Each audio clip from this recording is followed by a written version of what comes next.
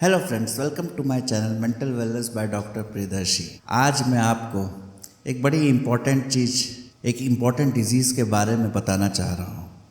ये डिजीज़ है obsessive compulsive disorder यानी ओसीडी। मैं आपको एक पेशेंट के एक्सपीरियंस के ज़रिए इस डिज़ीज़ के बारे में बताना चाह रहा हूँ। तो मैं कुछ साल पहले कॉर्पोरेट हॉस्पिटल में कुछ दिनों के लिए काम कर रहा था और वहाँ पे तभी मुझे एक इमरजेंसी कॉल आई कि एक पेशेंट आईसीयू में एडमिट है, कृपया आप उन्हें देख लें। तो मैं जब आईसीयू में गया, मैंने देखा एक 18 साल का लड़का था और वो रिलीजन से मुस्लिम था।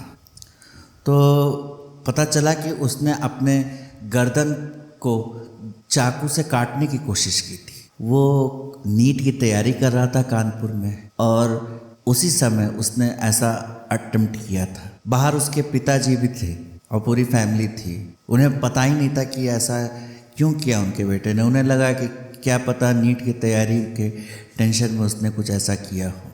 फिर मैंने उस लड़के से बात की, मैंने पूछा क्या हुआ, कैसे हुआ, क्या कर रहा था वो। फिर मैं इस तह पे आया कि उसने ऐसा कठोर कदम क्यों उठाया।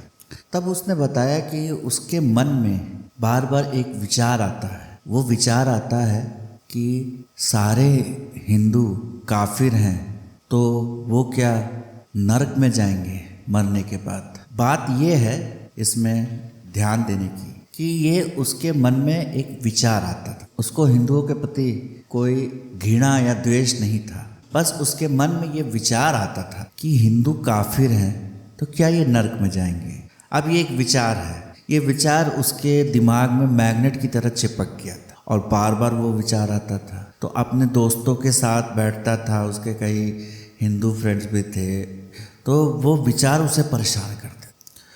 और उसका घर बलरामपुर था पर वो कोचिंग कानपुर में कर रहा था, नीट की तैयारी कर रहा था। तो घर वालों से उसका ज़्यादा कोई कांटेक्ट नहीं था। उसने घर वालों को बताया भी नहीं कि मैं किस बात से परेशान हूँ, इसलिए घर वालों को उसका अंदाज़ा भी नहीं लगा। और सिंपल एक विचार जो उसके दिमाग में घुस गया था, वो विचार उसको इतना परेशान करने लगा। उस विचार ने उसके अंदर एक गिल्ट भर दिया कि क्या मैं बुरा आदमी हूँ जो मेरे अंदर ये विचार आ रहा है, क्या मैं अच्छा आदमी नहीं हूँ, क्यों मेरे अंदर ऐसे कट्टरवादी विचार आ रहे हैं। और फाइनली ये विचार उसको इतना परेशान करने लगे कि उसने सुसाइड अटेम्प्ट की कोशिश की। फिर फ्रेंड्स, मैंने उस पेशेंट को काउंसिल किया, उसे समझाया कि ये जो बार बार मन में विचार आने हैं ये एक बीमारी का लक्षण है, इसमें तुम्हारा कोई दोष नहीं है। ये इस बीमारी का नाम है ओसीडी, ऑब्सेसिव कंपल्सिव डिसऑर्डर,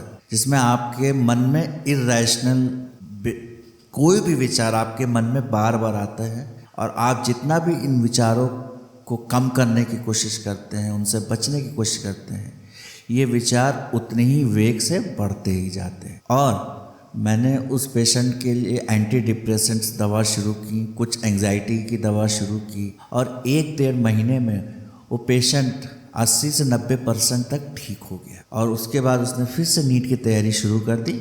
मैंने कहा कि आप घर में ही रहिए और वहाँ से तैयारी करिए, घर के बाहर जाने की ज़रूरत नहीं है। तो फ्रेंड्स, ये एक छोटा सा एग्जाम्पल है कि कैसे हमारे दिमाग में ऊल जलूल के विचार हमें मजबूर कर देते हैं इतना कठोर कदम उठाने के लिए। तो ये कोई स्वाभाविक चीज़ नहीं है, ये भी एक बीमारी हो सकती है और इसका इलाज इस संसार में संभव है। तो आप भी अगर परेशान हैं, लाचार हैं, कोई भी विचार आपको परेशान कर रहा है तो कृपया प्रोफेशनल हेल्प ज़रूर लें। आम लोग आपकी बात को नहीं समझ पाएंगे क्योंकि जो उस परिस्थिति से गुजरता है खाली वही समझ सकता है कि ये क्या है। बाकी लोग तो इसे एक हास्य का मुद्दा बना देंगे। तो फ्रेंड्स, आप लोग खुश रहिए, व्यायाम करिए, एक दूसरे की मदद करिए और चिंता मुक्त रहिए। Thank you.